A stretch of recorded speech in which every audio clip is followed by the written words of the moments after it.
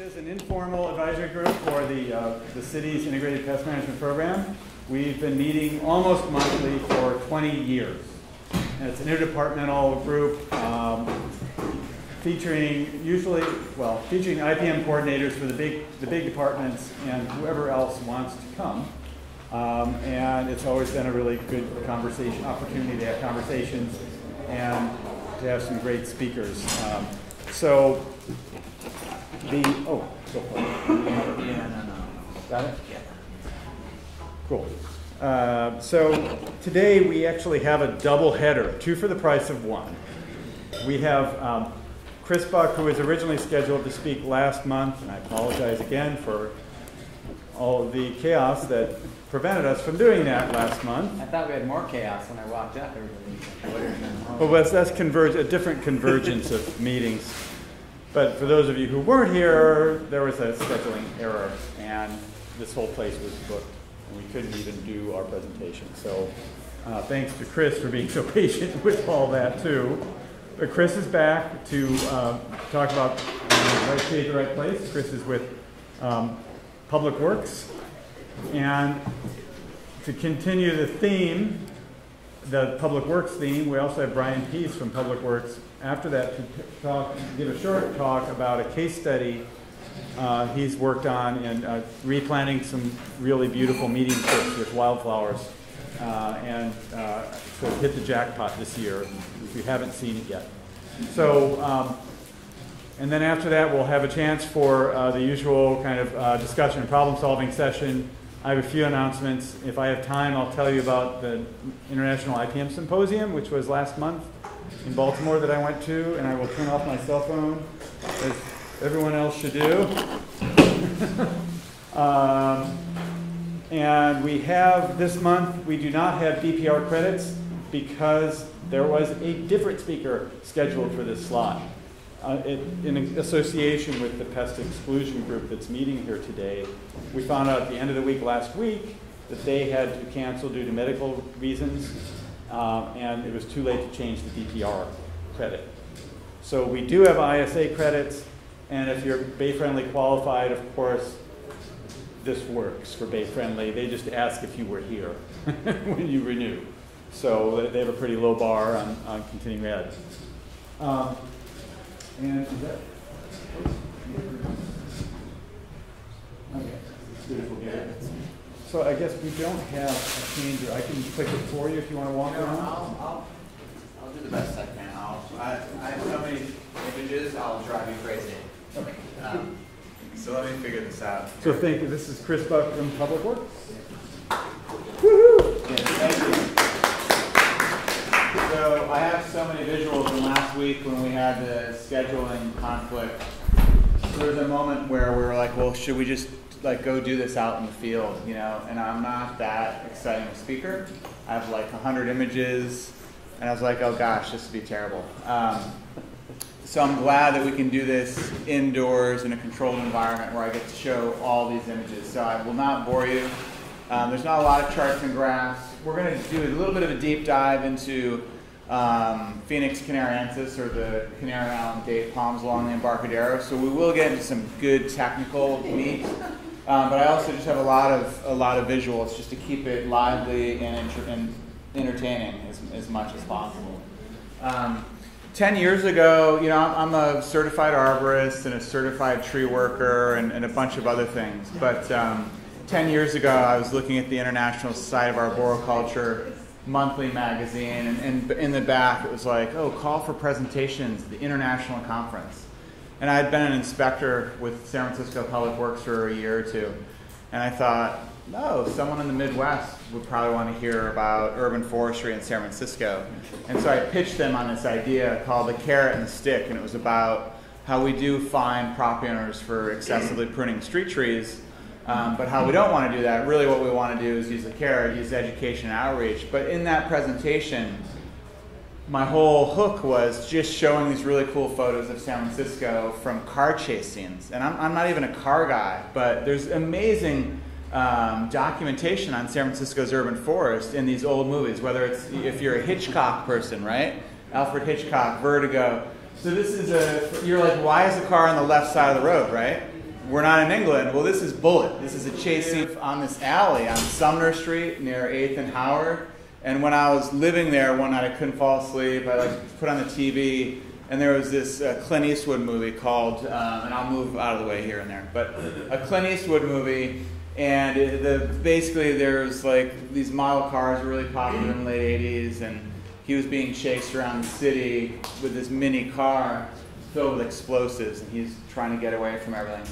And I literally was like, oh my gosh, this is literally the block I live on right now. And I thought that was pretty fascinating. There's the car, and there's the alley. What I'm showing you is a before photo of the urban forest. This is 1988, probably filmed in 87. There's a big dramatic showdown. And then there's someone controlling that car. And in the distance, on the right, there's a parking lot where my wife and I, it's her car Magia. I know I said I'm not a car guy, but we'd park her car Magia in the parking lot on the right. And there's a roll-up window, a roll-up door to a warehouse over there. And so there I am with my wife. 10 years later, 1998, I worked for Davey Tree for a year. I was pretty fit 20 years ago, and I still found that it was like really, really, really difficult work. And I think, you know, like IPM is a great, you know, career when you realize like physically, can I do this day in, day out? And you still want to be working outdoors and with trees. So anyway, the big, exciting, dramatic conclusion, take a look at the before photo, no trees. This is what it looks like now. Friends of the Urban Forest has planted a lot of hawthorns, Washington hawthorns. And that dead-end alley to the right has now been redone. And a funny story, when this building was being built on the right and this warehouse was being turned into condos, I just gotten my first ever tent where you could, it's a dome tent, kind of like the homeless use on sidewalks now. Well, I first got one, and I would go on my roof on Sumner Street and like sleep on a Saturday night on the roof.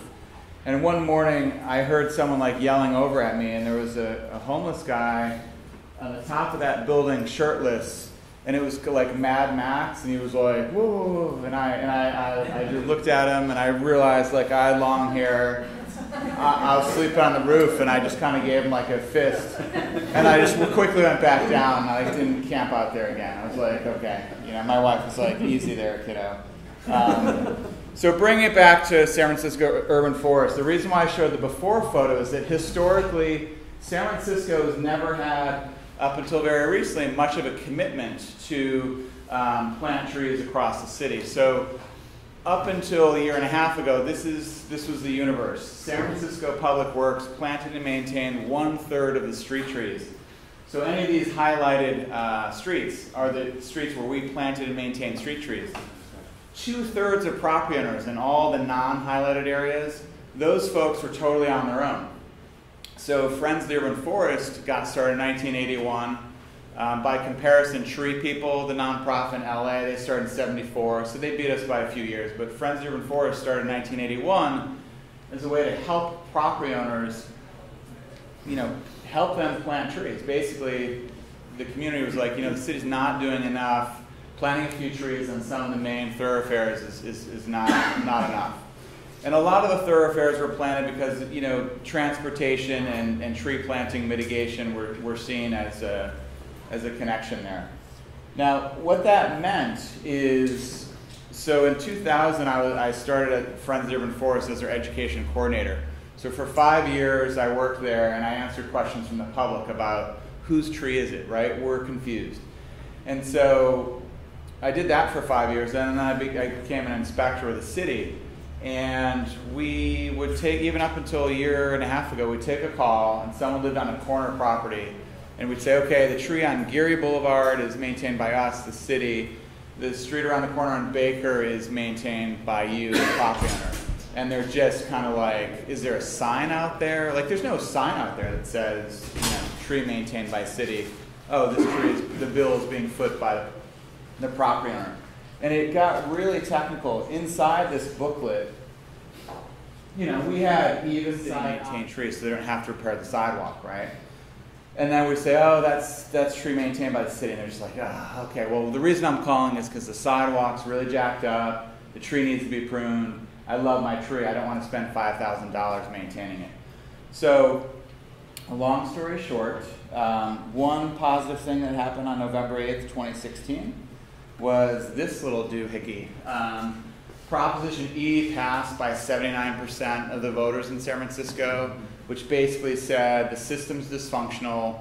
Really, the city should be maintaining all the street trees. And there was a lot behind the scenes that went on to make that happen.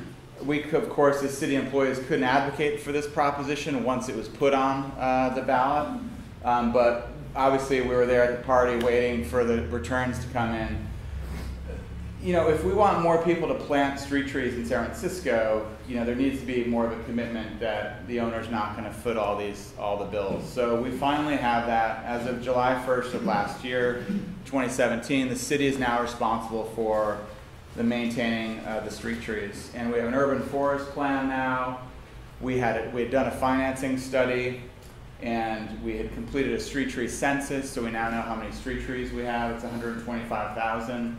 We thought we had 105,000, so we were just off by 20,000. So with all that said, Prop E passed. We're now in the middle of implementation. And what we're referring to it as is Street Tree SF. So it's sort of the new post Proposition E. We've been referring to Proposition E, but there'll be new propositions with new letters this year. And people will be like, I don't know what Prop E is. So Street Tree SF is basically us implementing Proposition E. And we've got a lot of private contractors that are doing work for the city, both tree work and sidewalk repair. And we're also basically bumping up our staff 50%, and then the other 50% will be through private contracts. So that's a very exciting thing. And I did want to show you this new cross brace, which is, you'll start seeing these here and there. We put these on our trees that were planted on Arbor Day in March. So now it's essentially this partnership with Friends of the Urban Forest, nonprofit, Public Works, and then this is sort of the new deal, Street Tree SF. The marketing people always get excited about. We need a new marketing tool. So that's what's been going on. I just wanted to give you kind of step back a little bit, like what I've been involved with the city over the last little bit. Now, what's exciting is this whole lack of funding and the 1/3, 2/3 private city maintenance. Everyone was really trying to work on this issue for years, and I've been answering those questions since 2000 about this doesn't seem right. What can I do? And I would say to people on the phone, like, this is going to require a political solution. This is not going to happen with me just saying to my boss, hey, we should change the system. So what's exciting is that there was a lot of work that went into this. And this year, the National Arbor Day Foundation awarded both San Francisco Public Works and Friends of the Urban Forest this amazing award called Champion of Trees Award. And I got to tell you, my usual shtick with the presentation is to let people know how not like, hey, green-centric we feel at Public Works. Like when I see the articles about how green San Francisco is and everyone's patting themselves on the back, it basically induces my gag reflex. I mean, I really like, oh my God, another article about how green we are, and then we have like this really low canopy street tree cover.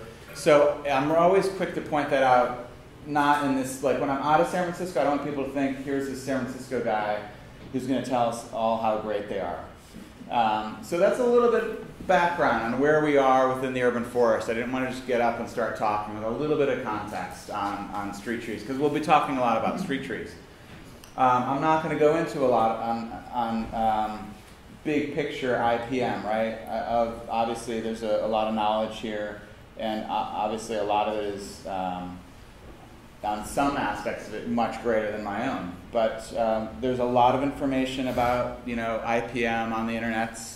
Amazing resources.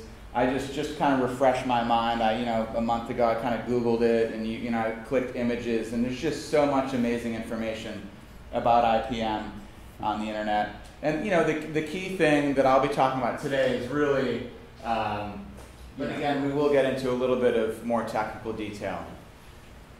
And I'm a huge fan of plant the tree, and the tree's got to either do well or not do well. I'm not big into this kind of babying things. I'm terrible with houseplants. Houseplants, I just feel like they can turn on you really quickly. And then when I first was really getting into trees, and they were like, well, if it's over water, it's going to yellow, and if it's underwater, it's going to yellow. And I was like, that does not help me. So my brother, who's more of a car guy, is a mechanic. If you went into his house, there's so many indoor houseplants. I'm like, what are you smoking there, bro? You know, and then I'm the hippie, right? And I have one spider plant in the house. So there's amazing, we talk about best management practices, right tree, right place. We'll be talking about that a lot today for sure. A big theme. A key wherever you're working is to understand the microclimates. I was doing a presentation last week for the Western Chapter Annual Conference. And it was like the 5 big challenges in arboriculture. And one of the things I just totally emphasized was the wind. The wind is the predominant issue in San Francisco, greater than anything. There were all these other presentations about, the right soil volume. There's this obsession about you need the right soil volume. And I think that was really being promoted by people who are literally financially invested in silvicells, structural soil 2.0. I have no concern or zero worry about soil volume. I don't care about soil volume. We plant in the worst conditions in an urban environment south of Market with the earthquake and bricks and everything, and I have yet to look at a tree and go, gosh, if the soil volume is just a little bit better, this tree, no, if it's not blowing over, we feel pretty good about it. So just a little map on microclimates.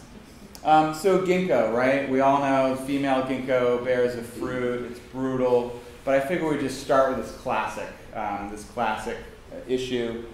I went to the University of Iowa, and on our pentacrest in the campus, we had a female ginkgo. It was before I really discovered trees. But everyone's got a story. There's news about the fruit drop on the female ginkgo is that it just has a kind of a rancid smell. So the challenge is that you don't really discover that you have a female ginkgo, even though the nursery says, we assure you this is a male, it's not going to drop the fruit. Well, they don't reach puberty right away, right? They have to be in the ground for a while to get up, and then right when you're starting to enjoy them, like the canopy is giving benefits to the immediate environment, all of a sudden you're like, wait, is that fruit that's developing? This is up in North Beach.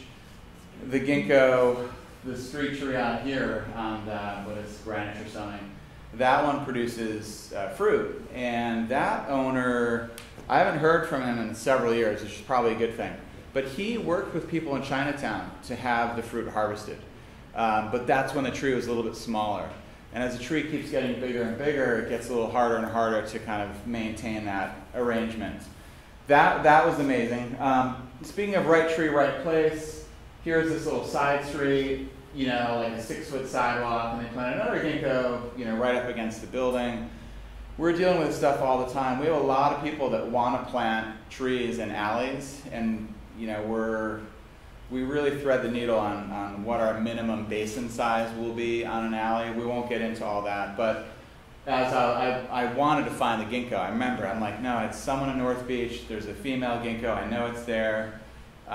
What's funny about the ginkgos is that even in front of our maintenance yard, so Public Works has a few different offices, but we have a maintenance yard on Cesar Chavez Street. And this little this little ginkgo on the left, just started fruiting, and I couldn't get an image showing the fruit on the sidewalk. But even in front of our own corporation yard, just the last few years, we discovered we've got a female out there. This was a funny little article I found, not that funny to him, but in Brooklyn, he's mad as hell and he's not going to rake it anymore. Bay Ridge resident Richard Mahoney is so angry that the city won't chop down a stinky ginkgo tree that dumps its foul-smelling fruit in the sidewalk. Blah, blah, blah. The tree is a menace, said Mahoney, who's 74. It's about the same age as the arbor that towers over his home. If the city can refuse to remove it, I would have just fled and never looked back. Or there's something about this challenge. And I think that's where I went from education coordinator to urban forester. My job is just largely educational, with each person over the phone on a mano-a-mano phone call to try to save the day, or at least salvage them not running out and chopping their tree down. This is what I've been dealing with, not the ginkgo fruit, but I noticed he also has some sidewalk damage back there, right? So this is kind of what I'm doing, and I see his hands. I'm like, oh, he wants to strangle the civil servant. So these issues are a real problem. We have some people that want to plant fruit trees, and they're complaining all the time, why won't let fruit trees be planted in the public right of way? And then we have other people that are, want to strangle us. Properties change hands. Someone who's really into having a fruit tree in their sidewalk now may not, the new owner may not like that whatsoever. What's funny about us saying, well, we don't allow fruit trees to be planted in the public right of way is, well, technically we do, because we plant strawberry trees in the sidewalk all the time. That's technically a fruit tree. It's not a fruit that we're eating. It is edible. It's not palatable. It's just sort of a bland, mushy texture. But this is an example of one that survived the wind on 18th Ave, so just one block east of 19th Ave. There's Arbutus marina and Arbutus unido. They both produce fruit a lot.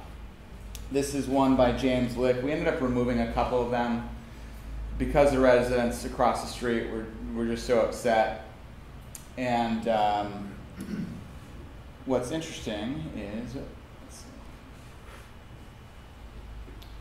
so just going back to the fruit tree, this Arbutus marina, strawberry tree. This owner wanted to remove the tree, and you can see there's this front yard setback and there's a sidewalk.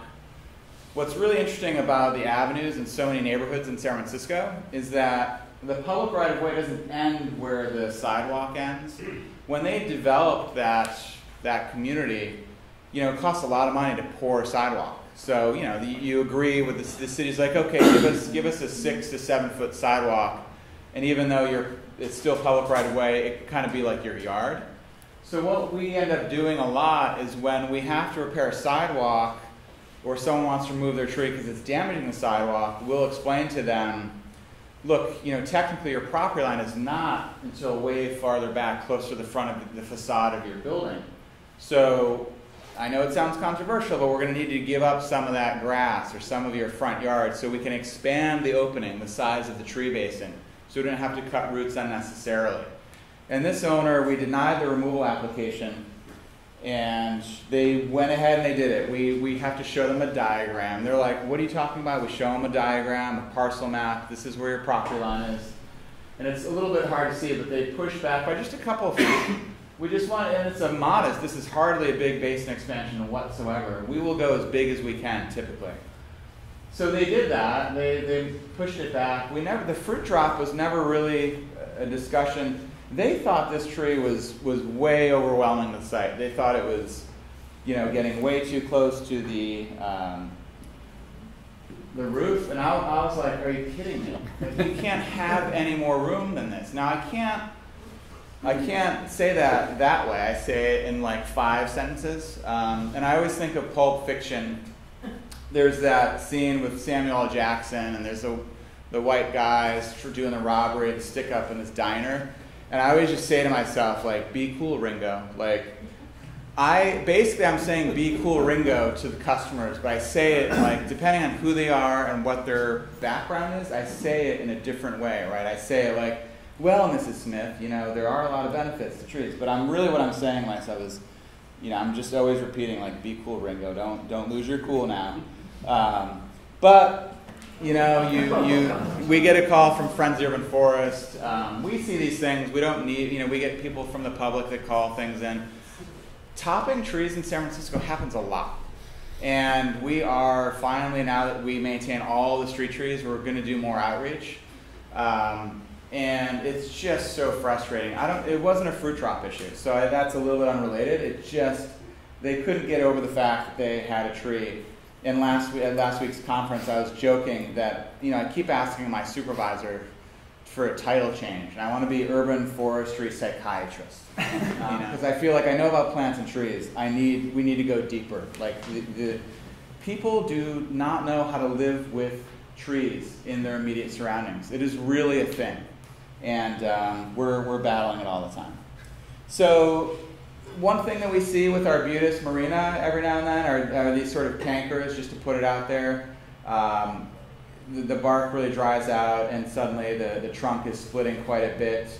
The wood is really hard, but that's just something to bear in mind. We see that happen from time to time. Another trunk issue on a different species that we see a lot is, this is a Chinese elm. I know it's kind of hard to see, but you can see the trunk is pretty messed up with this canker, and it's an anthracnose canker.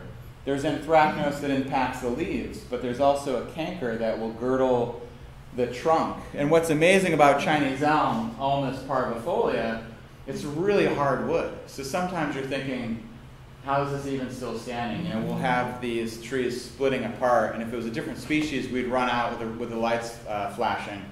But these trees just really, they can kind of deal with it.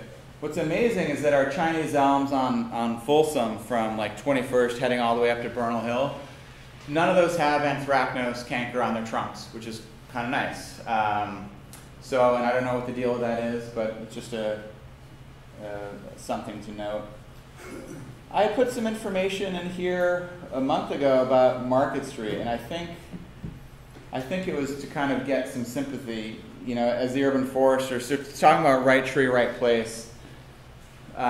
You'd think as the urban forester you get like total say, final say over what trees are going to be planted where, and you do obviously have a lot of say, and we try to keep species relatively uniform within a block so that we can visit the tree and prune it on a given pruning cycle versus 15 different species. If we're going to maintain all the street trees, that means we have 15 different growth habits that we're trying to address, and you end up hopscotching across the city.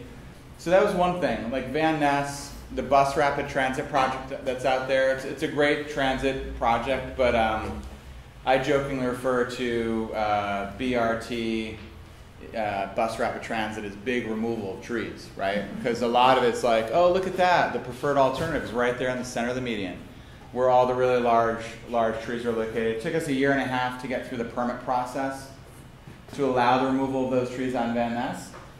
But the last second, the replacement species, we had, you know, everyone and their brother and sister and mother and grandparents give opinions about what replacement species they'd like to see. And it was good. It was robust with the urban forestry councils involved. And then the last second, the Arts Commission came out of like nowhere, and they didn't change it all. They just had, of the final preferences, they felt strongly about one versus the other. I didn't see that coming. Arts Commission.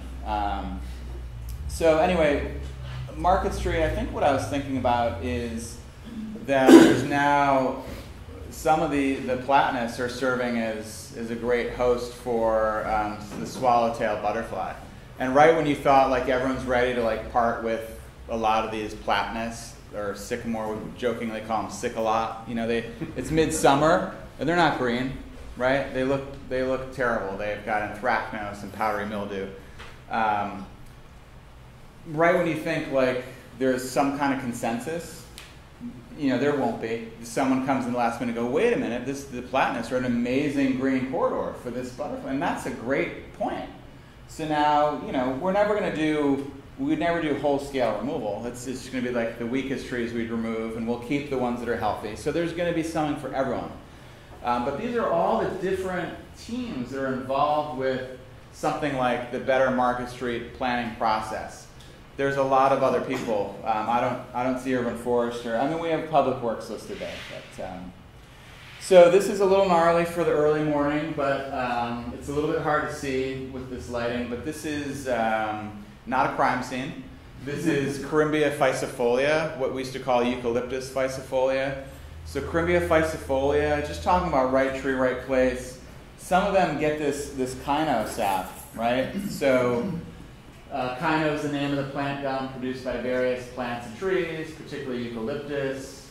It can be in reaction to mechanical damage or TAC by incisions, but literally names red gum and bloodwood. It's just an unusual thing. This is right outside of an elementary school in Glen Park, and again, pretty crazy, right? Yeah, exactly. Right around the corner from St. John's School, I think, and that little side street there. So, you know, no one really was complaining about that, but I noticed, and I thought, you know, I could use this in a presentation sometime. The other thing about Corymbia physifolia is it basically produces marbles.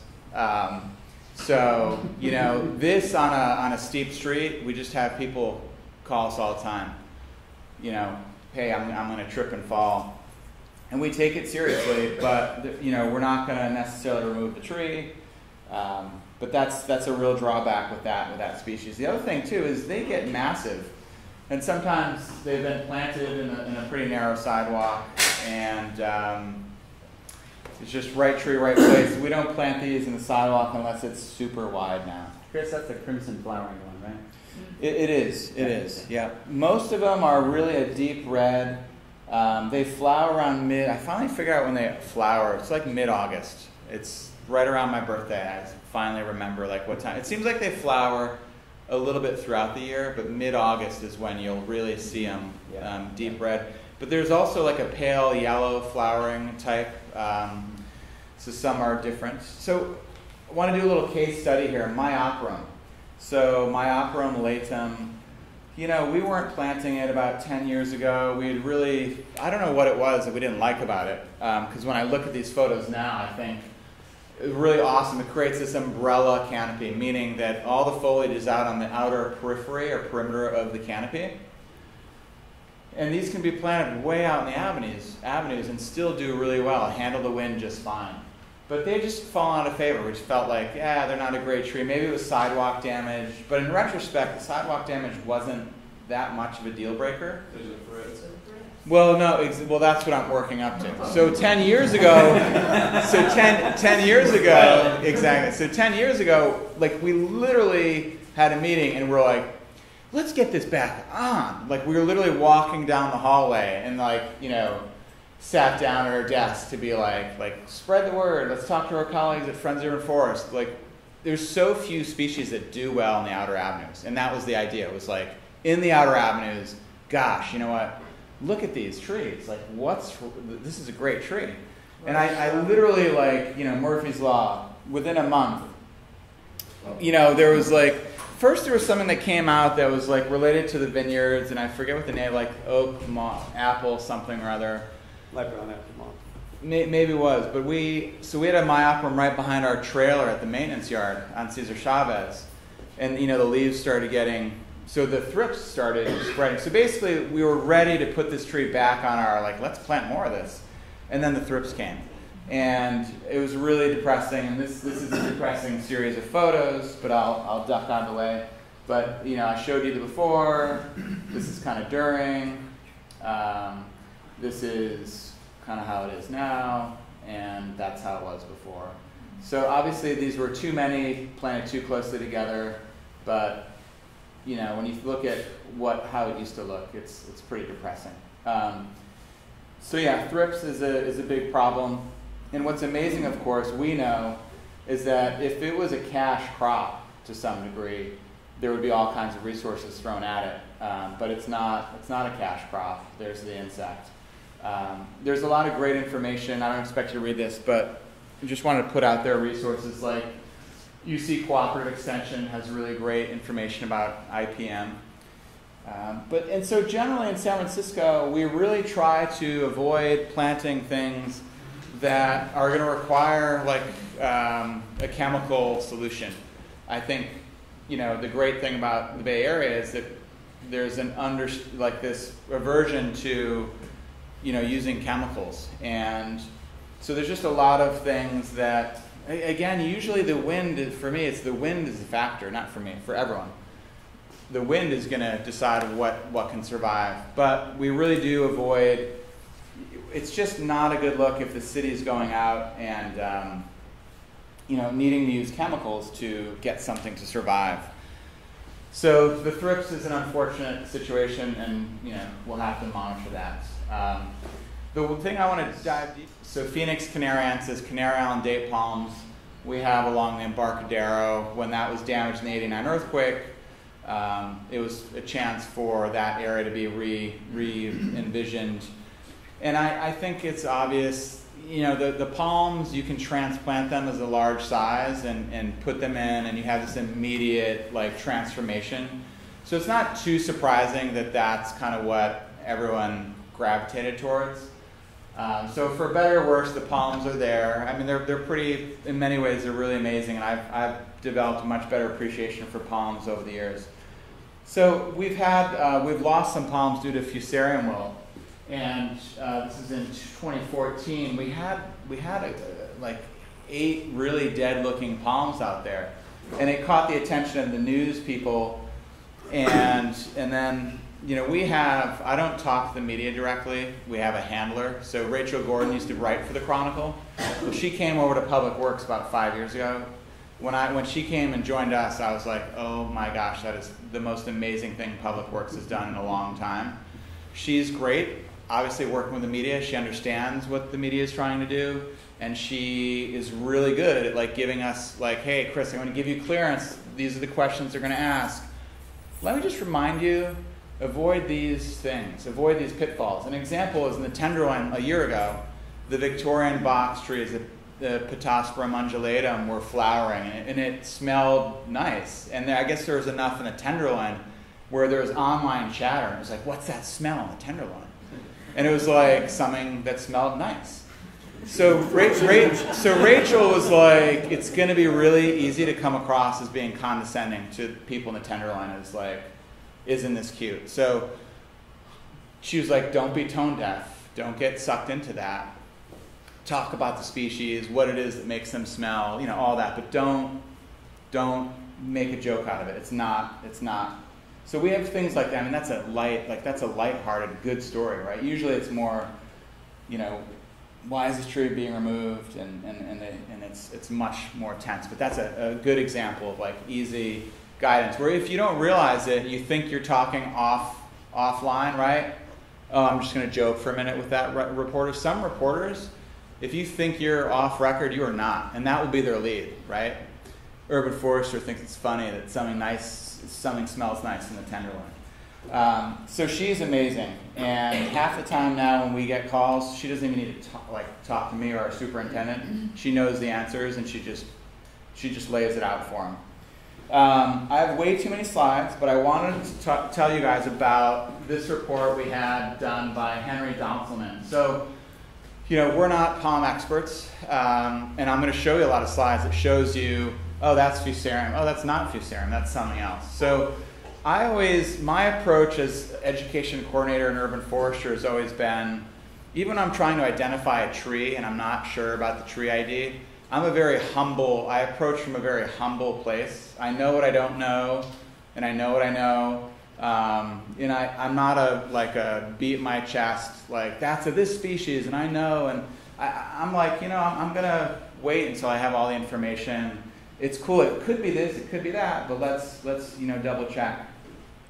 So we hired Henry Donselman to essentially, scope of work is basically hey, these palms are amazing, they're a huge financial investment by the city, and he has a lot of great information about how amazing palms are, and I won't go through all that because I know I'm going to be running out of time. So we got a report and an assessment on all of our palm trees along the Embarcadero. And again, I'm really talking about how palms are really a grass. And Nikki can't be here, who's our RIPM person with Public Works. But I was talking with her yesterday in her office, and she was just saying she would never plant a palm. And she was like, because palms are a grass, and grass is finicky, and it can turn on you in an instant. And I was telling her about my houseplant phobia. I was like, I'm totally scared of houseplants. They're just, one day they're cool, and the next day they're not. So we were laughing about that yesterday. But she's been working really hard to keep the palms as healthy culturally as possible. So there's information in our report about pollen being affected by fusarium. It'll exhibit general decline symptoms. if you read through all of this, it talks about a lot of like obvious things, but it starts going into rib and the tissue, the brown tissue, longitudinal, maybe apparent. You can very easily, your eyes will glaze over, and you're kind of like, wait, what was that? You know, what did they say? But this is an example that Henry took of one of our palms, rapid decline from Fusarium in San Francisco on the Embarcadero. Note one-sided death of canopy. So on the left sort of side is dead there. So, you know, the reason I mention this is you can have, you know, maybe you have a micro or macronutrient deficiency, but you have Joe Blow arborist who comes in and is just telling that homeowner, hey, this $20,000 asset you have, I'm just going to declare it Fusarium, and you better get that thing down because it's going to spread. Meanwhile, it's not really going to spread. And it's not, doesn't have Fusarium. And so there goes your $20,000 asset.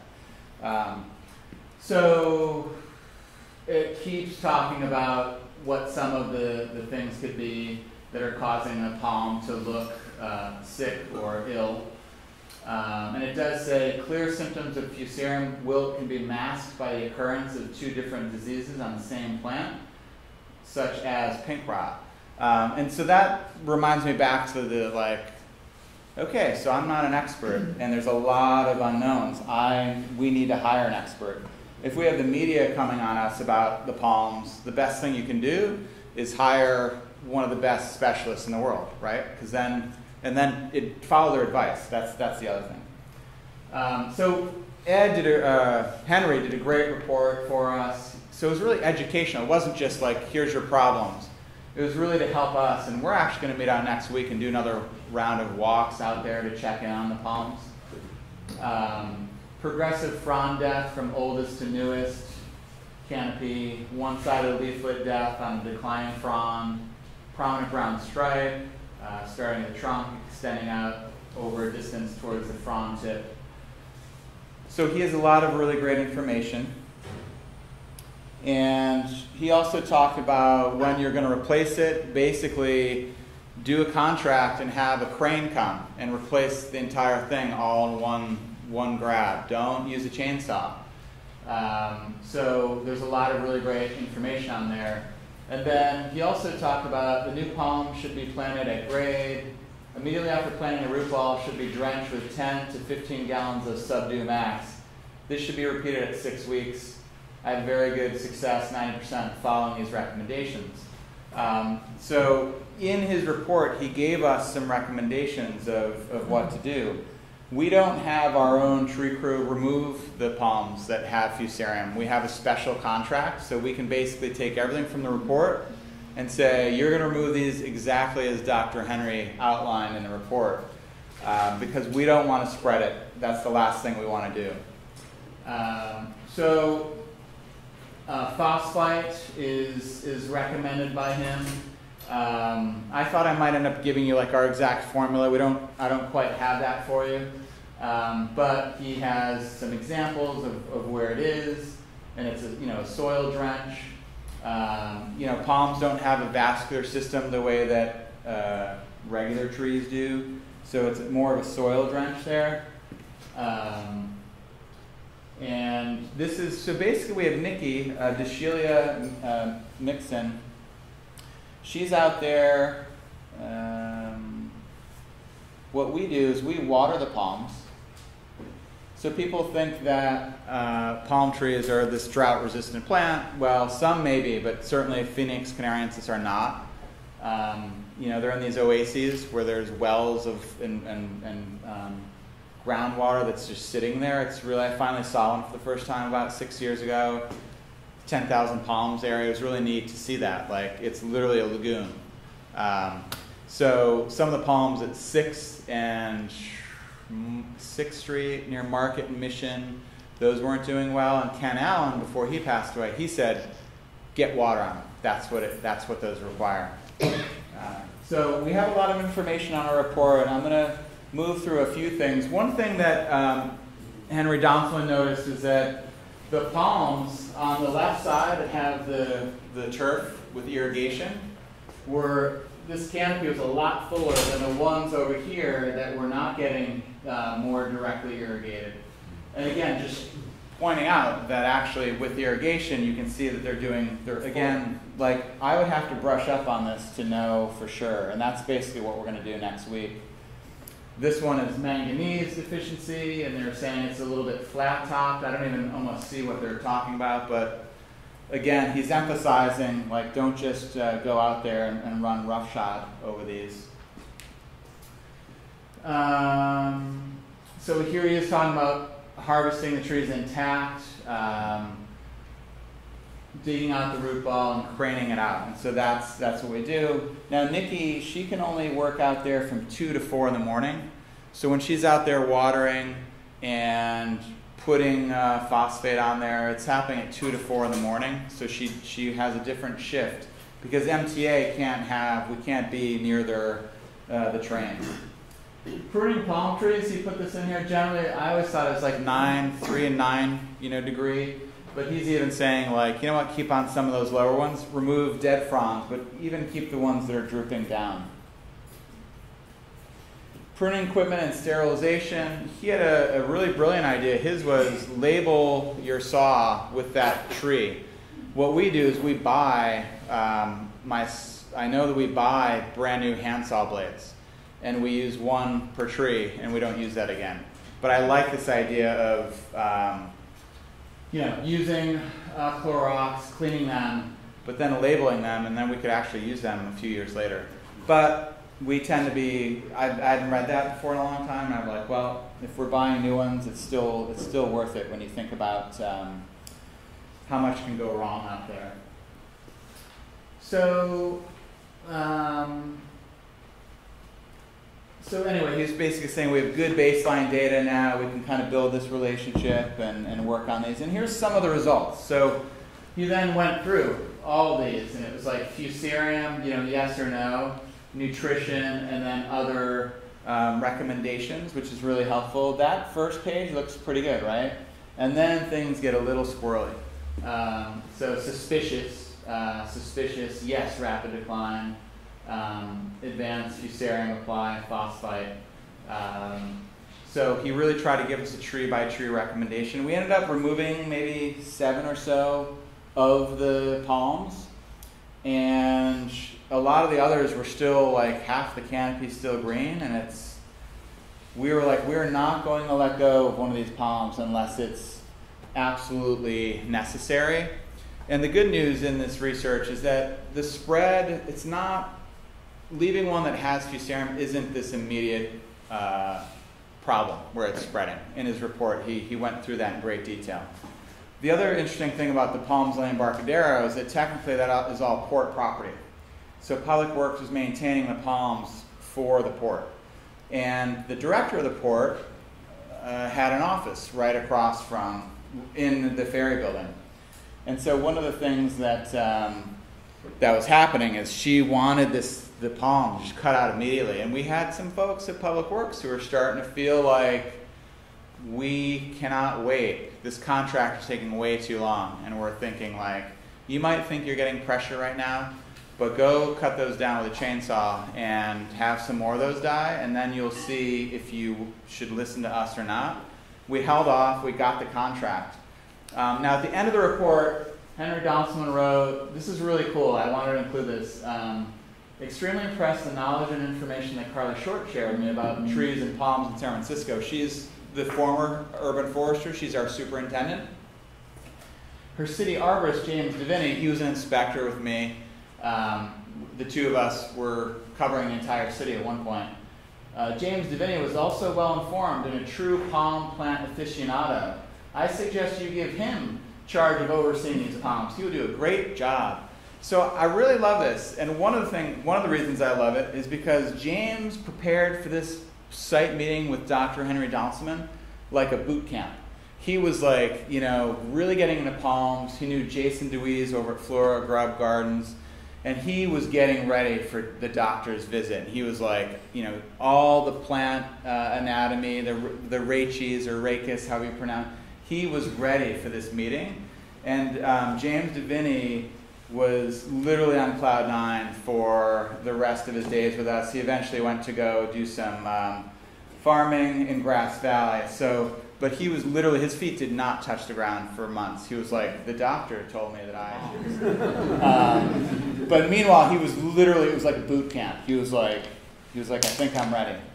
And this is some visuals of what we dealt with. So the director of the port is literally looking out at this every day. And they're like, Public Works, just go out there and cut it down. I know you got the saws. I know you can do it. She didn't say it like that. I'm just saying, she's got people on her saying, why are we coming to this amazing city, and this is what we see. So again, some visuals on what this is going to look like. So yeah, her office is right there. You can see this one and this one not doing well at all. When was this, Chris?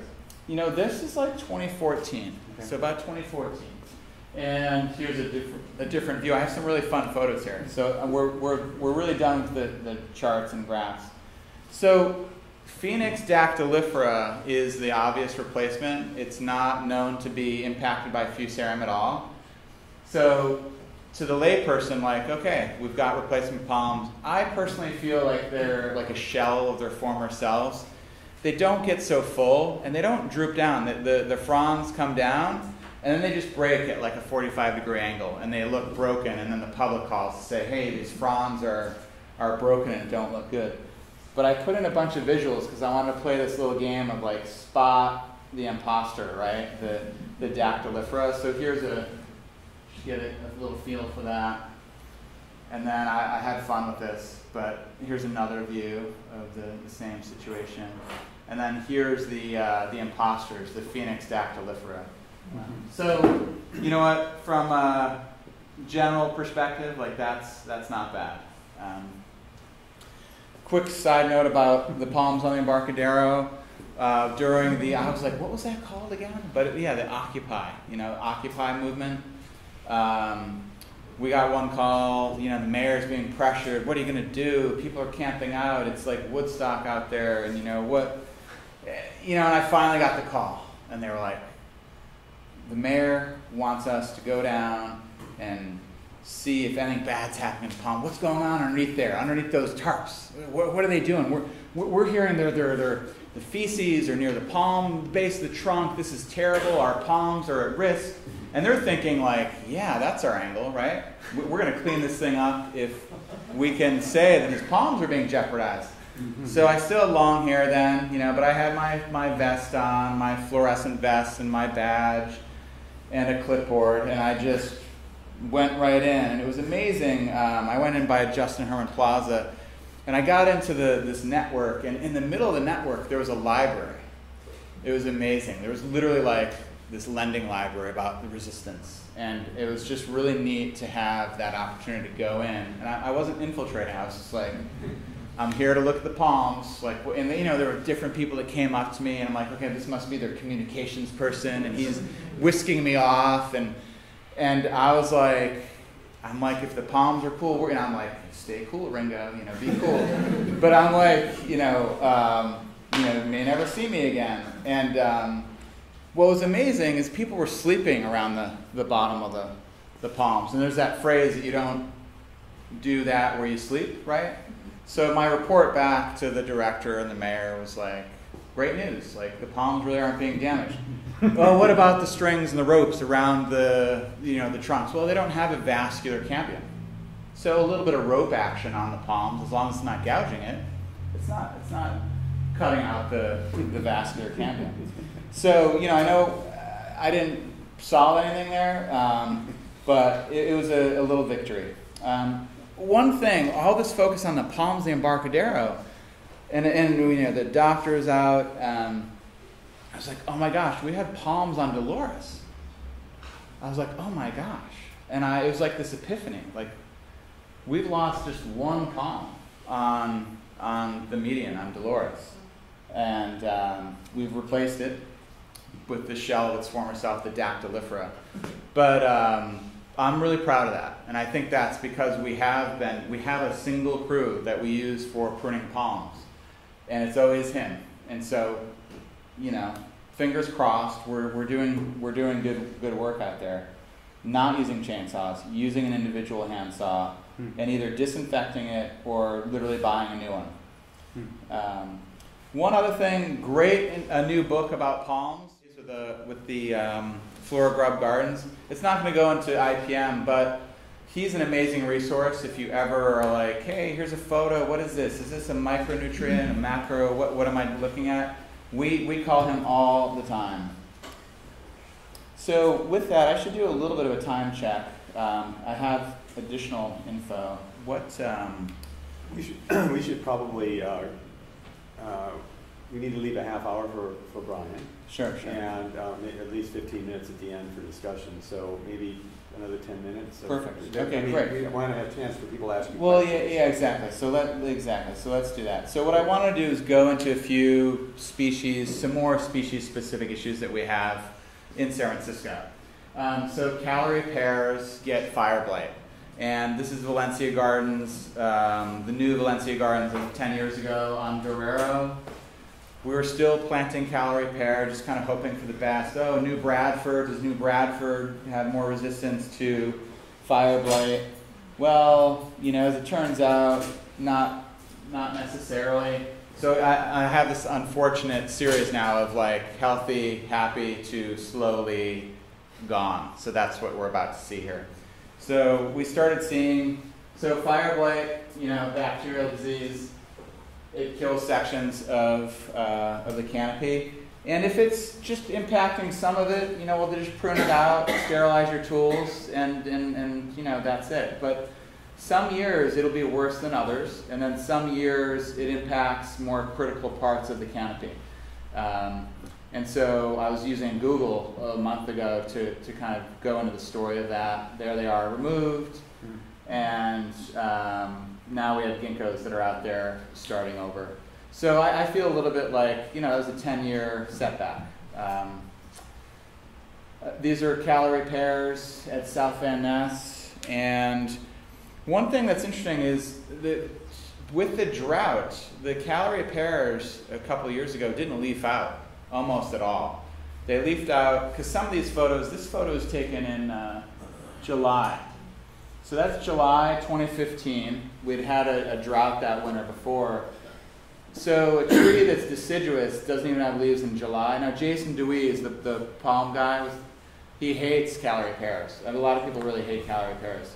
And he was like, you got to remove these things. They're just, useless. So September 2014, that was the year before.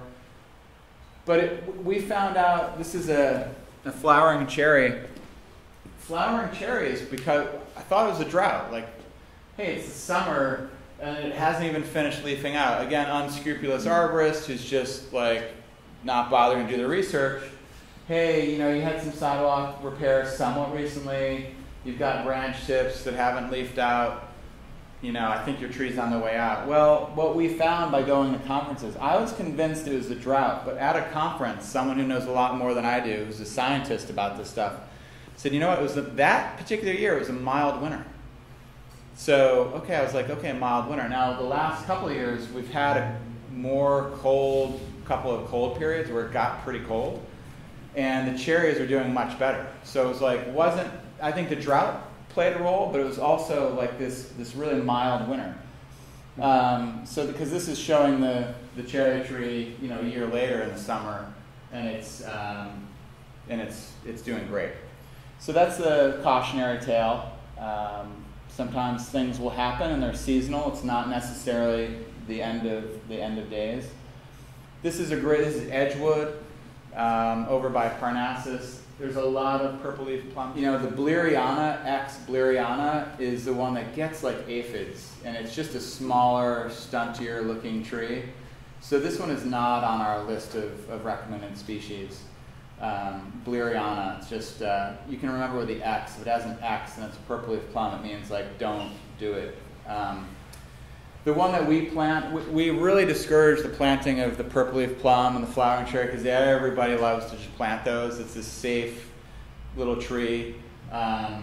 So for years, Friends of Urban Forest and Public Works, we really try to scale back planting. The purple leaf plum, it goes about 20 years and then it just starts falling apart.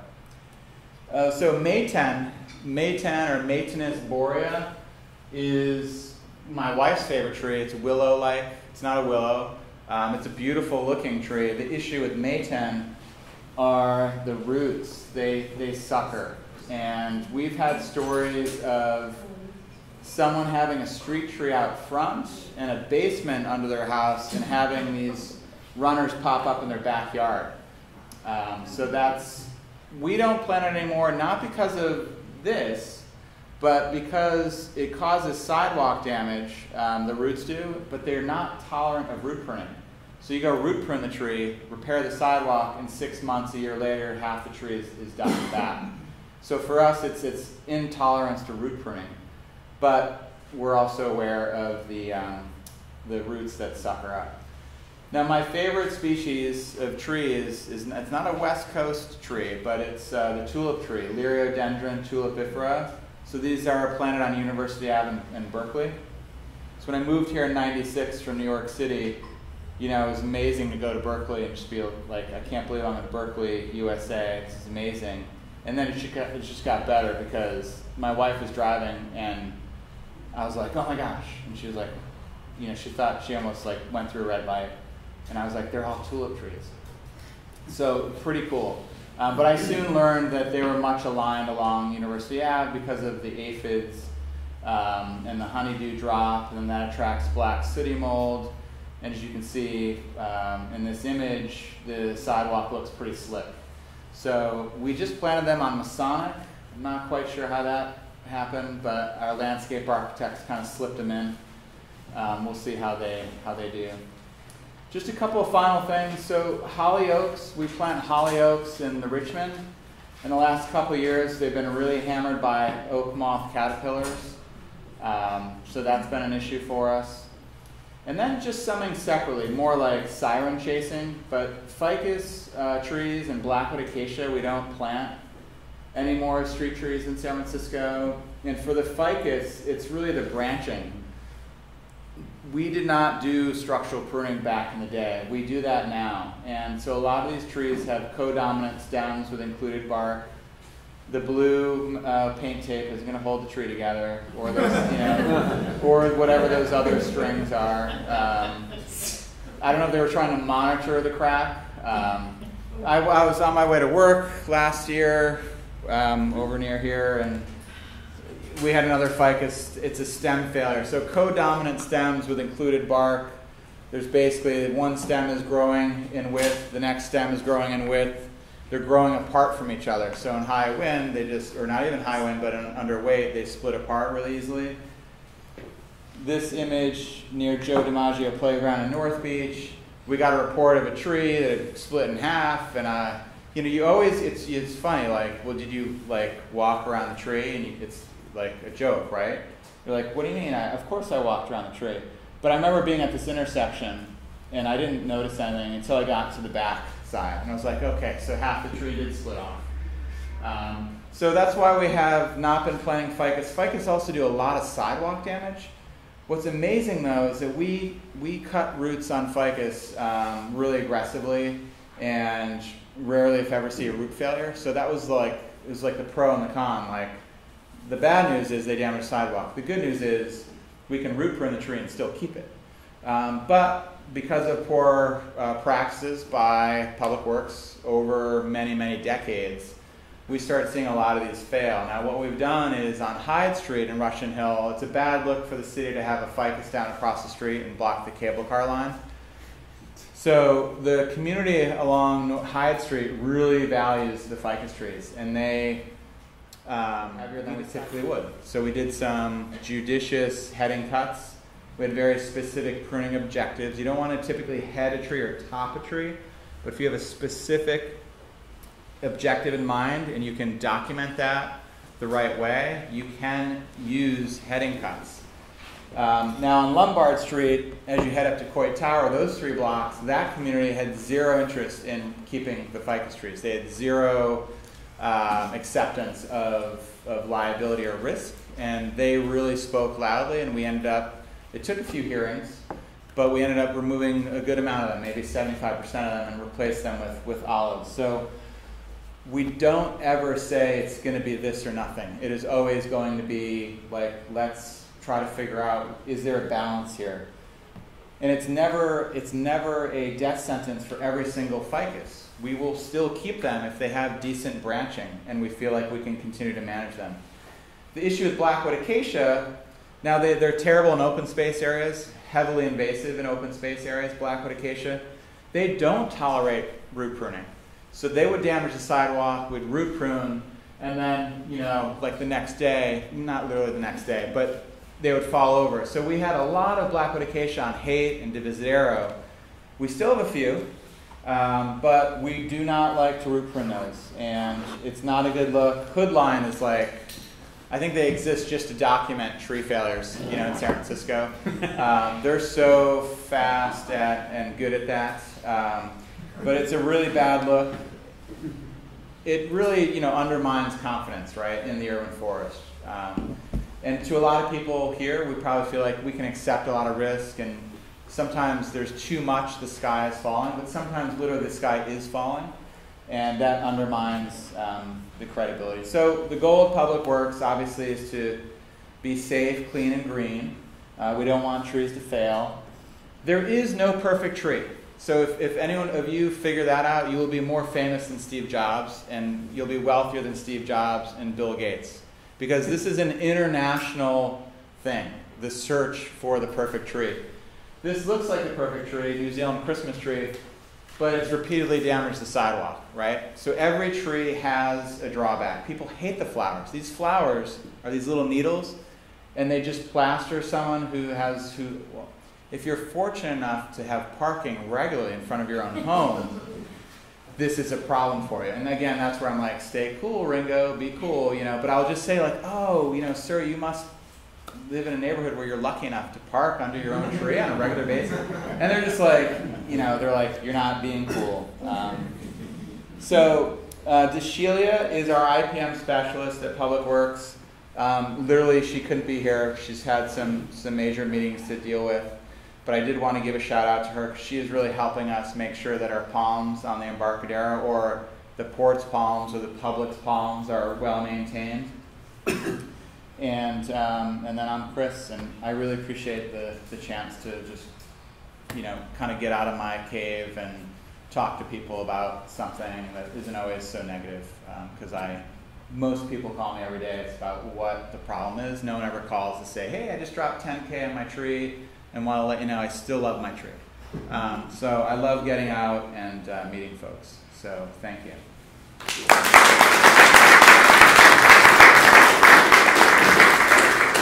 Any questions? I'll let you. Sure. Just going further back about the palms. So is there a general master plan that the city has that sort of is, you know, that the very first slide you showed me, Doctor, just looked like this puff piece about palms and how great they are, and you know, after the earthquake, so that would be an opportunity to choose a different direction if you wanted to. But exactly. Yeah. So yeah, the question is kind of like, what's the big, you know, vision or plan with palms? So one thing that happens a lot is when we do streetscape projects or capital improvements, we have landscape architects for Public Works that work with the community, and they start floating different species ideas. We're always fighting this battle of like, for Market Street. They're like, well, you know, on Upper Market Street by the Castro, we have the palms. It'd be interesting to kind of like tie them in some way down there. And we're kind of like, okay, stop conversation. We're not tying the palms in down there. We're you know, I want broadleaf. You know, we don't want palms everywhere. So sometimes there's this desire, you know, and it keeps cropping up again and again. Like, oh, we could do palms, and it's like, at Urban Forestry, there's so many amazing values. Because we're sometimes asked to grant exemptions for fungicide on palms. Gotcha. In situations where, well, I mean, sometimes where it's just really obviously in the wrong place. Yep. And sometimes not so obvious, and often really expensive trees. Yeah. Yeah. And exactly. what I would like to say, because this is the IPM program, is you planted the wrong thing there. We're not going to give you an exemption to spray this every year. Yep. Because it's the wrong plant in the right place. And that may work if it's not a $20,000 tree. Exactly. No, and that's the I challenge. mean, if we had exactly. do you think we should have a policy? Well, I mean, I think the good news is that everyone at, anyone in, like, we have the Urban Forestry Council, and they represent all the different sort of departments and advocates that have kind of a stake in trees in the city. And, I think the challenge would be there's going to be an obvious pushback on, wait, these are an amazing asset. We put all these resources into putting them out here. But it could be, again, no one's saying we'll get rid of them overnight, but if they're succumbing to fusarium, for one, I mean, what's exciting is at least, I guess, the point for someone who wants to keep the palms would say, well, we have Phoenix Dactylifera, doesn't require any chemicals. We're just going to make sure they get extra water. And so folks would probably say that. But it's a really good point, and it's one that I'm sure would be robustly debated. But I do like that from a policy perspective, is anytime you can move away from a chemical, I just think that's always a great thing. And again, I'm not an indoor plant person, and so I think it's a really good point, and it's great to know that conversation is being had out there, or at least discussed. Chris, is that Dumax an exemption product? That's not on our list. So we haven't given any exemptions. Well, that was just a recommendation. Yeah. It's not Yeah, so Nikki's not here, but at some point we could look at like what is everything that we use, because she has to. I know she's got to catalog it, and there's technical things I don't know that she handles, but I know that she's got it cataloged and reporting back in. Yeah, in the back. I had to plant in a really small space on the procedure. They put a Japanese maple there, right on the ocean. Sure. Which I had to replace. And Yeah. I was given a recommendation for the dwarf version of the southern magnolia. I forget the... Yeah, it's probably Little Gem Magnolia. Yes, that's it. Little Gem, yeah. And it's done real well, and I see some popping up in like the Sea Cliff area. Would you recommend that as a tree? It is. Little Gem is a nice little street tree. It's kind of like a little boutique street tree. It takes a long time, but eventually it'll be a nice little, like 15 to 20 feet, solid performer. What's really ironic, but narrow sidewalks with small space, small stature trees at maturity don't do well because they're horizontal. And so it's really tricky, but a lot of narrow sidewalks really require medium to large, like the vertical trees tend to be a large stature at maturity, like a Brisbane box. So it's one of those things sometimes we have like someone do a blue blossom ceanothus like Ray Hartman in a narrow sidewalk, and the canopy is just going to be in your face, right? It's just going to be in your face at all times. So sometimes with the narrow sidewalks, it just, it's maddening. Yeah, in the front. Question about maintenance and preparing for that and doing major installations. Have you guys worked with Silva cells at all? Silva cell is installed in some areas. So Mission Bay. Can you tell us what that is? Yeah, so Silva cell is a kind of subterranean system of allowing there to be. So years ago there was Cornell structural soil, and the skinny on that was everything went gangbusters at first, but then it ran out of soil volume, even though I was saying soil volume is not an issue. It ran out of soil volume. There was too much gravel, not enough soil. So James Urban really been promoting Silva cells, which is like this little erector set network below ground where you don't have to compact the soil as much. You can backfill with really great soil.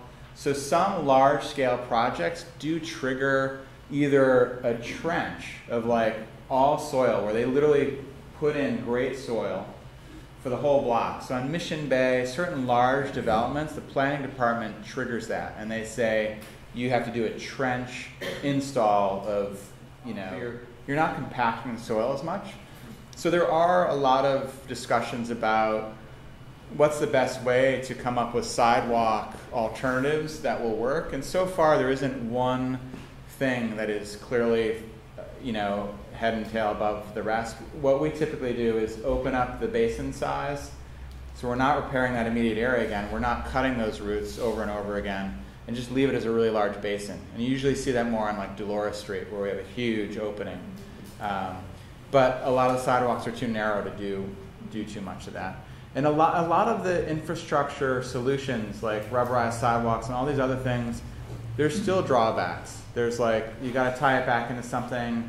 You still need some like base to, you know, and then you end up like back where you are. So right now there isn't anything, root guards that you put around the base of a tree like 16 inches or 2 feet. It doesn't, you know, do anything. So now we've tried some of these things. We don't want to say never. So we do try things like, you know, different things that are out on the market with the hope that maybe one of these things will be the magic answer. But there really isn't, you know, just avoiding certain species and certain narrow sidewalks. The thing that really hurts though is I want big trees, you know, and the battle is just finding the right space for them and trying to be responsible. So maybe just final question probably? Oh, yeah, last question. Okay, yeah. What's your policy for dealing with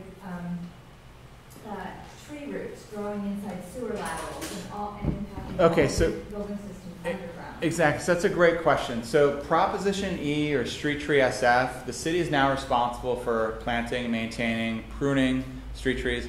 We're responsible for repairing the sidewalk that gets damaged by tree roots of a street tree. We no longer, so the question is about roots and sewer lines. Essentially, our take is this.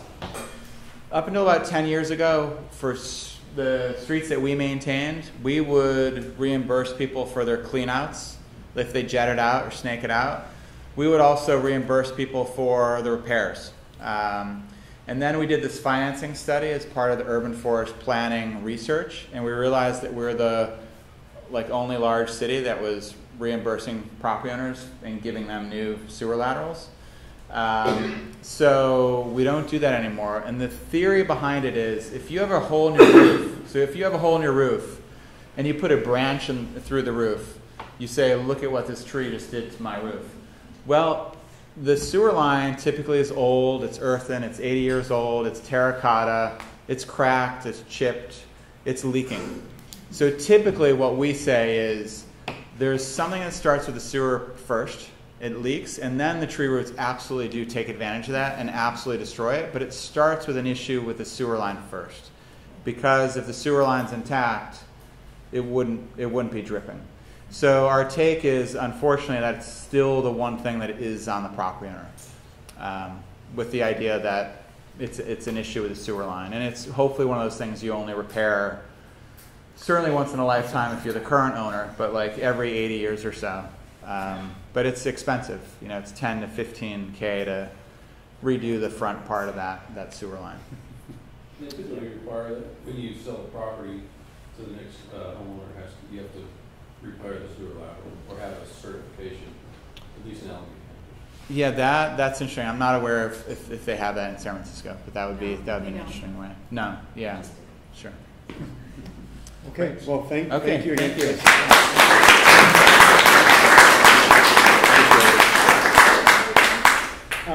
We're the PUC green infrastructure thing. So that was a very capital improvement, heavily funded, heavily spec sheet this thick. So that ended, or is in hiatus right now. So when that was over about 2 years ago, they just said, you're doing a great job on the Sunset. Just take over the whole thing. You're the lead gardener now. So that's where I've been most of the time for the last 2 years, is just being the lead gardener. Sunset Boulevard, as most of you know where it is and everything, but just to do a little recap, it's 2.3 miles long, runs all the way from Lake Merced to Golden Gate Park, and it has two pretty large landscape parcels on either side of Sunset Boulevard. And we're going to go back in time a little bit. That's the installation starting in 1931. So that's from Kirkland, looking south. That's hard to tell.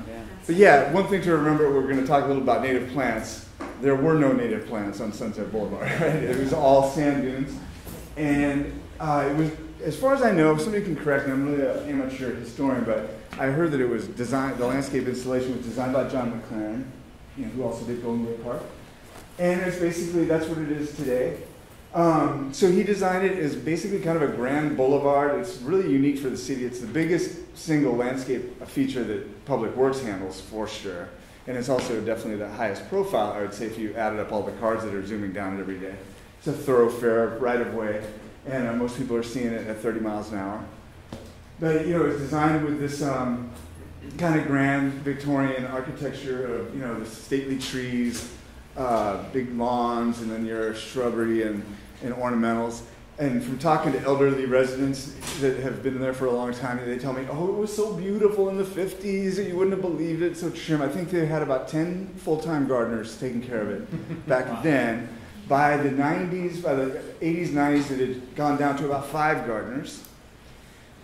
I'd say probably by early 2000, and then when the financial crisis hit, it just was gone.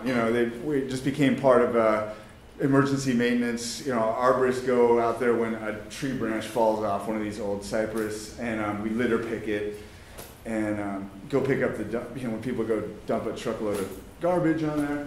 So it's kind of, I just really fell in love with it, though, the animals and the plants, and the whole sense of this greenway that connects two large green spaces. The animals are pretty cool. I've seen a blue heron eat a gopher. I'm friends with the red-tailed hawks that follow me around when I'm mowing. So that's the other thing, we mow it, right? So there's no, what used to be lawn is now just an amalgamation of every weed that we have in the city that all grows together, and when the irrigation isn't working and there isn't a drought, then it's kind of green, and you mow it, and it looks kind of like a lawn at 30 miles an hour.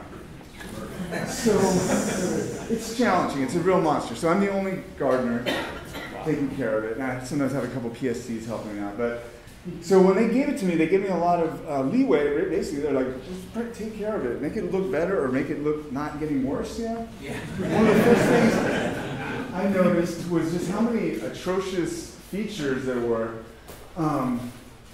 It's hard to capture these things in photographs, but basically almost every block has one.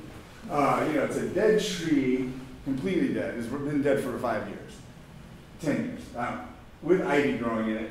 This is a pile of, there was probably a cypress tree that fell down in a storm.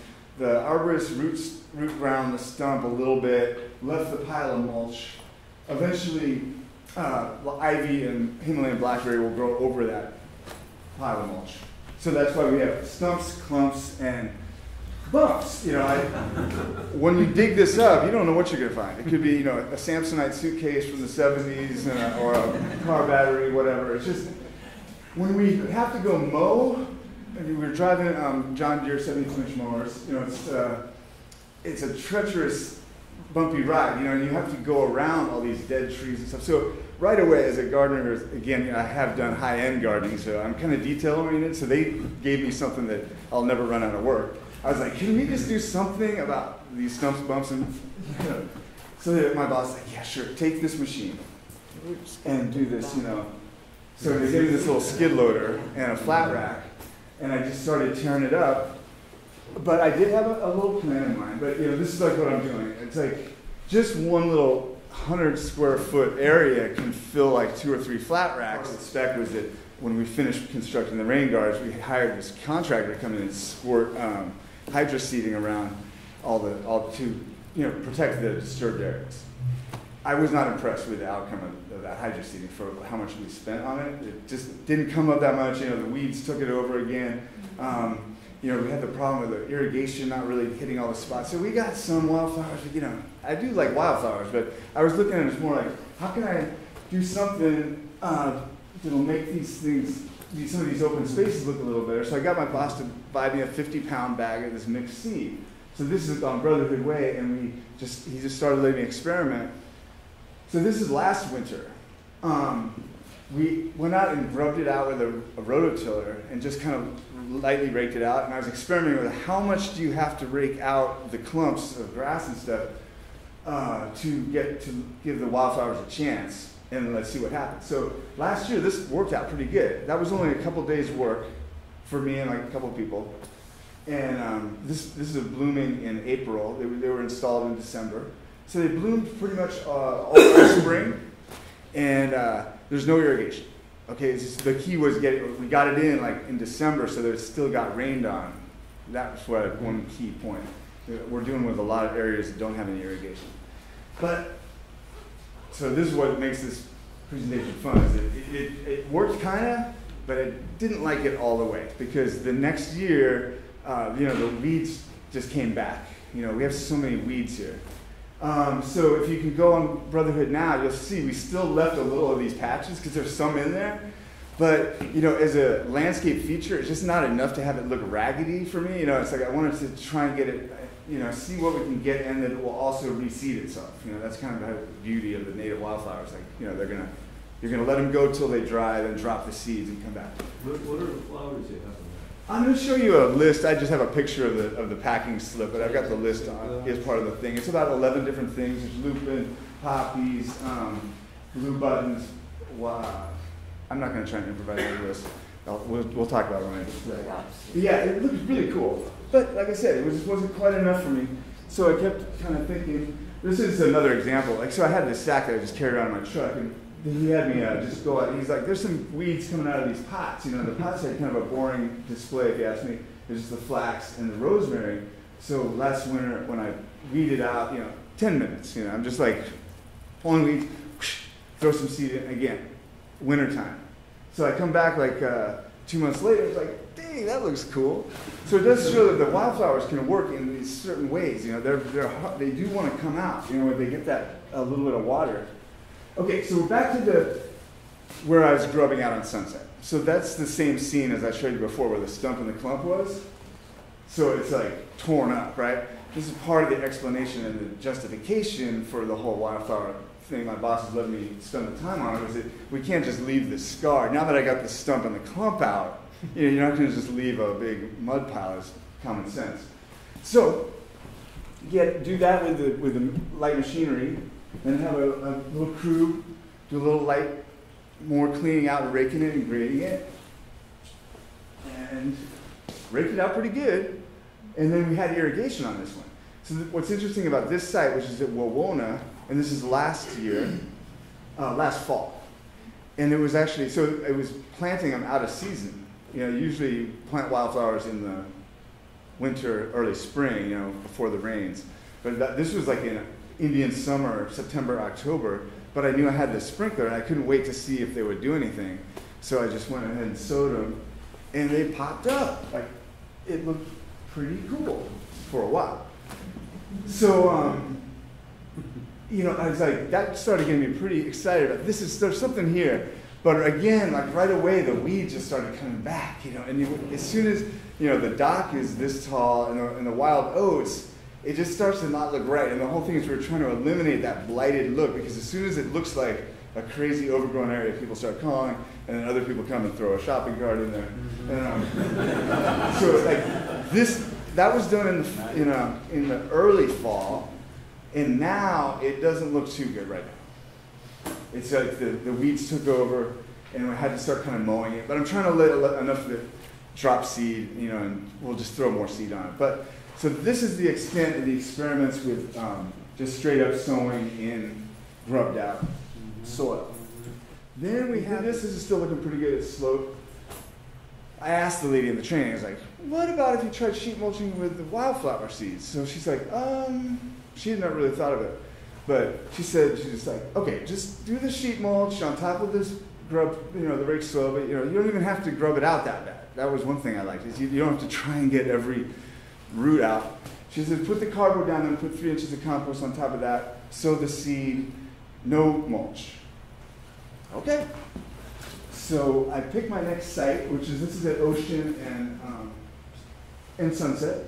And I always just like this corner anyway. It's like kind of the entrance to Sunset Boulevard if you're coming from Lake Merced.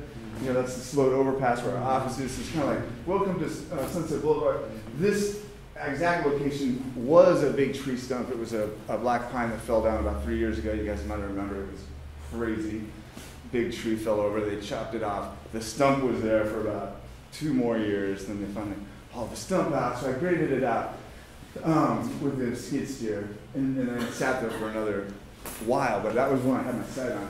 And when they told me about the sheet mulching, I'm like, okay, let's do it here. So I picked 2 sites. So it's not just one long continuous thing, it's kind of 2 blobs. It's about 2,500 square feet. And just went to town. I had 2 guys helping me. And again, this comes back to the low cost, you know. It's like, what can we do out there with the low resources we have? There's just 2 PSTs helping me for 2.5 days to get these 2 meadows in. And to go through this real quick, you do it, you wet it down, you do another layer crossway, so it's 2 layers. I like the way the sun shines on the cardboard there. And then you just put the clean compost, very important, not using the site soil because of all the weeds in it.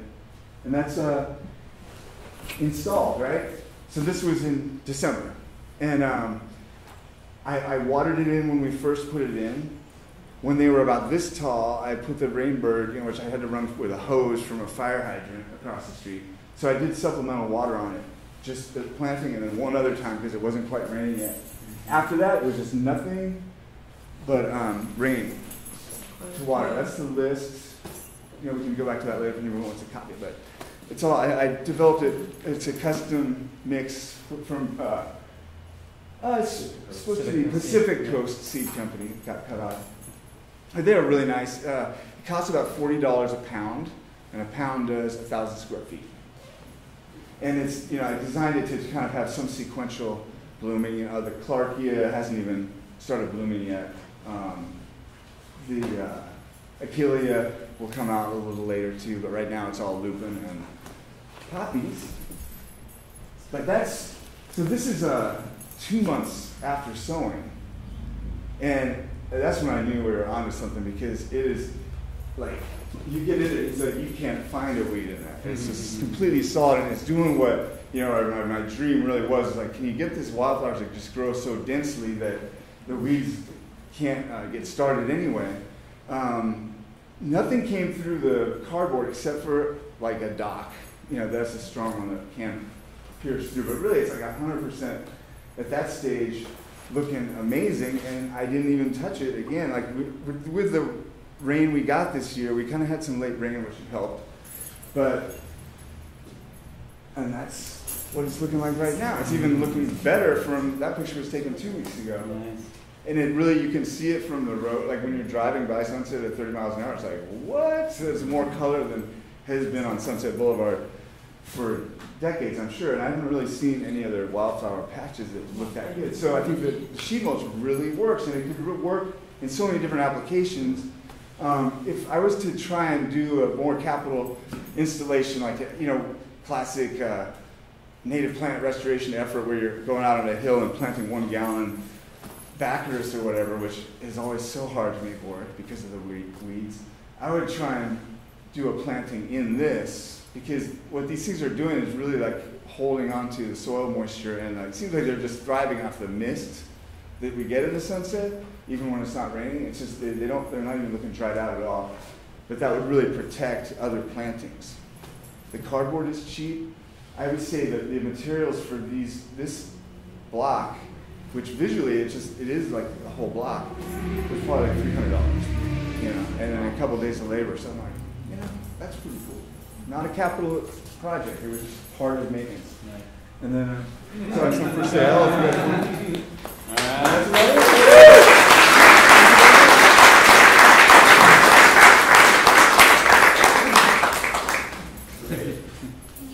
Question? Oh yeah, any questions? Oh yeah, sure.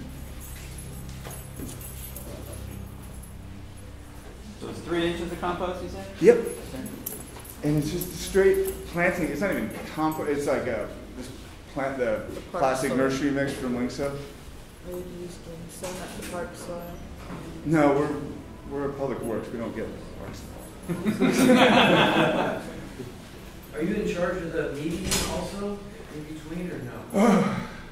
The meeting. I will glad to say that the last conversation I had with my supervisor, who's not even there anymore, was that they were going to get a private contractor to do the weeding on it, because I went out there with my one helper one day, and we were just trying to hula ho it, and it's a nightmare. I don't like the installation at all. The pea gravel is just perfect for propagating weeds. Yeah.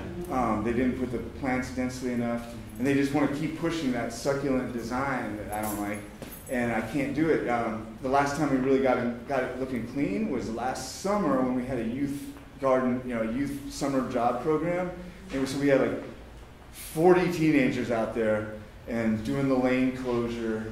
That's the thing is the median work. It's like it takes an hour plus to set up the lane closure with all the cones to make it safe. It takes an hour at the end of the day. You know, somewhere there's lunch and breaks in there. So it's just a nightmare. So I hate to turn over work to private contractors, but you know, especially because they don't have to like abide by the same safety protocols as we do, like the lane closure. They'll just go out there and weed it. But yeah, we can't afford it. They don't give me enough people to hand weed that thing. Is that what you meant about why does it look so crappy? Wondering if it was going to go all the way to the park. It is going to go all the way to the park. They're supposed to be planning more this week, but this is what we talk about in the IPM thing is like a lot of it is just this weeds. You know, this San Francisco. I lived in New York for a while. We don't have this problem because we have these year-round weeds here. I just never noticed there are like all these weeds everywhere, but here it's like we're weeding all the time. What's your name again? Brian Lease, Lease. Trying to control where you don't rub or take out the weeds and you just put the cardboard down on top of the surface. So we tried to see whether that is effective with just weed suppression rather than having to spend the labor on rubbing everything out before rolling that. Well, you know, basically what they say is you just all you want to do is just kind of break it up a little bit to kind of create some kind of moisture exchange with the soil microbes so that the weeds that are in there will rot faster. You try and snuff them out, but yeah, you can just put mulch on top of the cardboard. There is and weed suppress cloth it. under that sunset rock. Yeah. The weed cloth. There is weed cloth. Oh yeah, under there is, that sunset and that doesn't rock. do nothing. Yeah. If you ask me, I mean, I don't like the weed What cloth. happened was there's that porous rock that they put on top. To the left, to the right, all you have is a weed bank or a turf bank with different, some native, unwanted weeds, whatever. All that wind blew right over into that median. The rock holds that seed. It's And it heats it up. It just like makes the weed seed so happy to germinate. Yeah. But when they use 6 inches of rock, you can pull those weeds really, really nice. They used 2 to 4 inches of rock. So the weeds get past that weed barrier, the weed cloth, establish their roots, so then you try to go and pull it, you're just breaking the factory. What he was asking though, can you just mow that stuff down as low as you go and then just throw your cardboard right on top?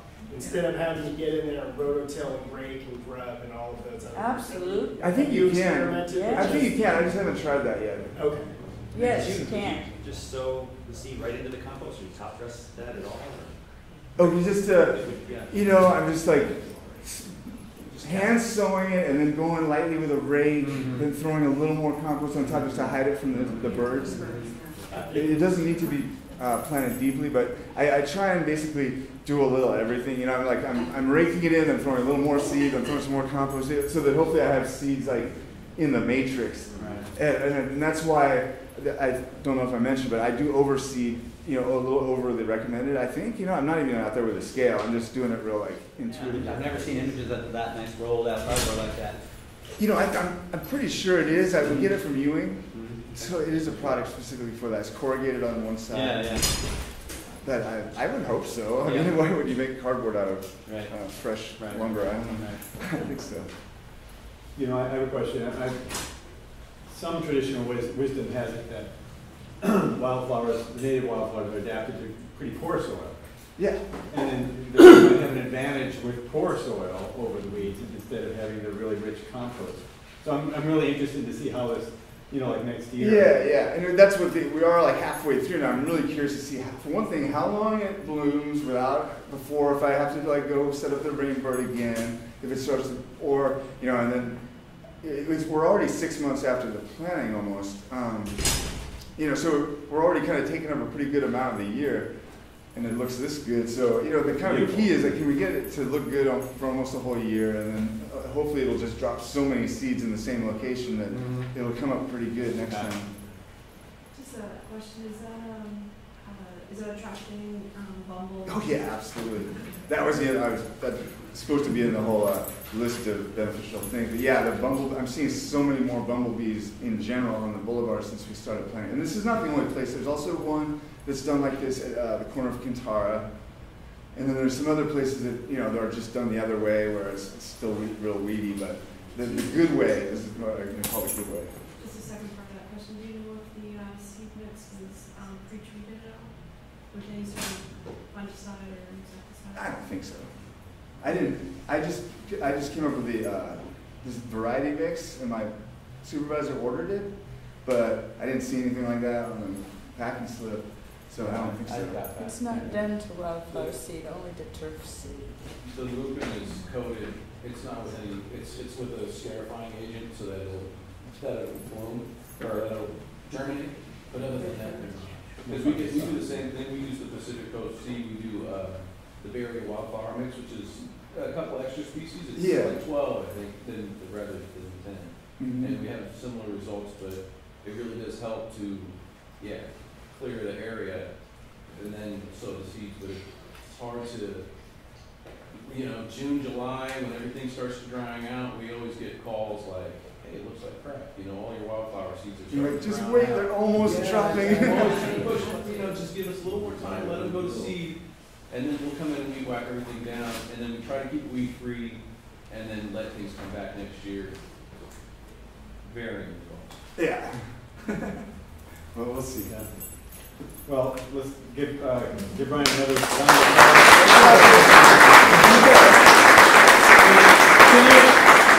Can you venture to come back and tell us how it goes? Oh, sure. I'd love to. I mean, especially since we are working on promoting pollinator-friendly landscapes. Yeah. I mean, just imagining Sunset Boulevard. Yep. All the way down. Like this. That's the thing, which it's like I said, it was so cheap and fast that it really is doable compared to the old way of like, okay, let's get 10,000 gallons out there and watch them die. It's almost like you need to get agricultural grade equipment through and just disc, and do it like you would do a cornfield where you would annihilate everything and then seed it and then see what happens. But I mean, it's a pretty big task, 2 miles. Yeah. All right, thanks a lot, everybody.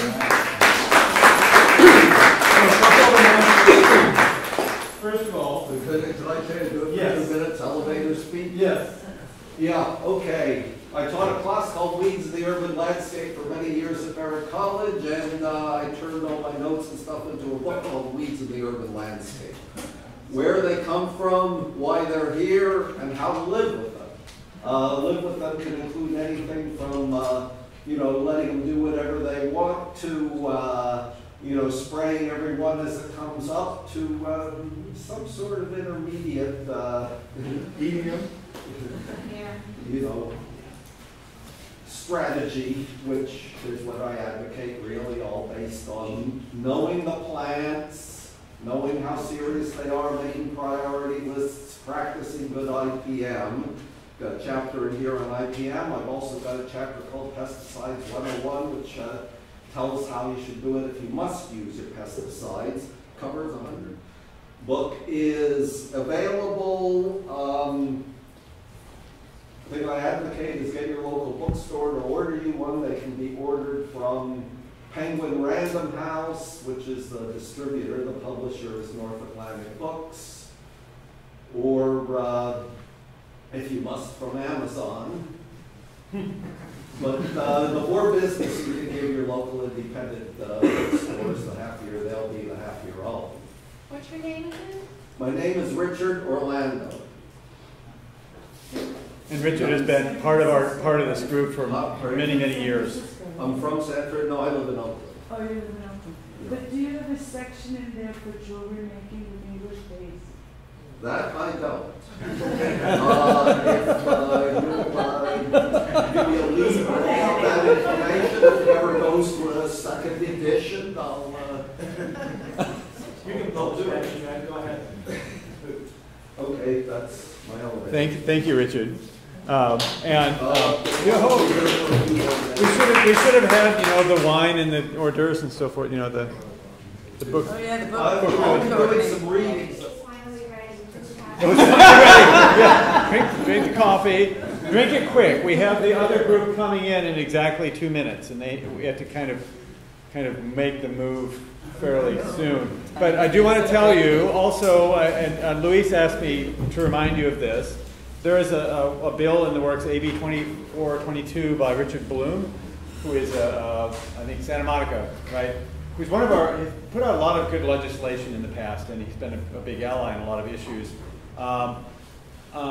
This is about restricting rodenticides, and it is it's without getting into the politics of it too much. It's a very well-intentioned effort to put some further restrictions on the second generation rodenticides, which are those are the single feed anticoagulants that are most directly connected to wildlife deaths, and which we banned for most uses way back in 2008 here on city properties. But statewide, it has been restricted to professional use and agricultural use, actually. They're still not seeing, to my understanding, a reduction in the wildlife deaths. And so this bill, it was being kind of advertised as being styled after our approach to rodenticides, which is we don't allow it except in sewers, which there's no other choice in sewers, unless there's an imminent public health threat. And we have to have our Department of Public Health sign off on any exemptions for use of these products before we give them an exemption. I think they went a little farther than that, and they started off as a complete ban on anticoagulants, which I don't think is ever going to go anywhere, because there's a huge public health element to rat control and a lack of tools for some situations. The Agricultural Commissioners Organization, CACASA, came out very strongly against it, I think, probably because it was worded as such a broad ban. So I'm just bringing it to your attention because it is something worth watching as it progresses. I'm hoping it will get a little bit more nuanced in the restriction. And, for example, they tried to introduce some wording requiring local public health authorities to give approval for use of these kinds of products, which might work. I don't know. But it is something that affects operations here and all over the state. So it's worth watching, especially since we had a whole campaign on those products 10 years ago. Next month we have Scott Portman from USDA, who's going to talk about biological control of Cape ivy, which is an interesting topic, and we're going to get into the nitty-gritty of some entomology, which is always the best kind of presentation. Bugs. So thank you for coming, and we'll see you next month. My